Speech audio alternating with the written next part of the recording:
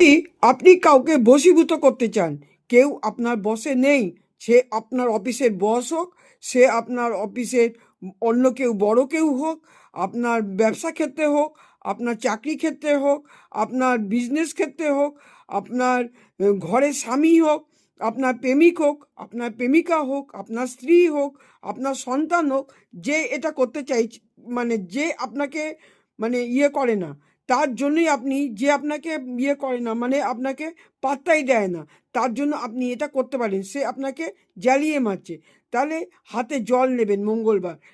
হাতে জল নিয়ে এক গ্লাস কাচের জল, গ্লাসে জল নেবেন, নিয়ে এরকমভাবে হাতটাকে ধরে নেবেন।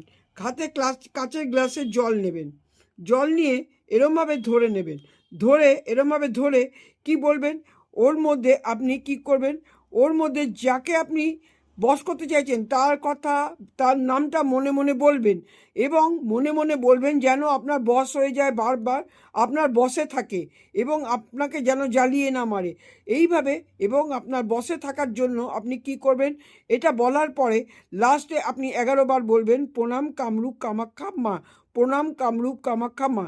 এটা হচ্ছে কোনো মন্ত্র না, এটা কামাখ্যা মাকে ডাকা হচ্ছে।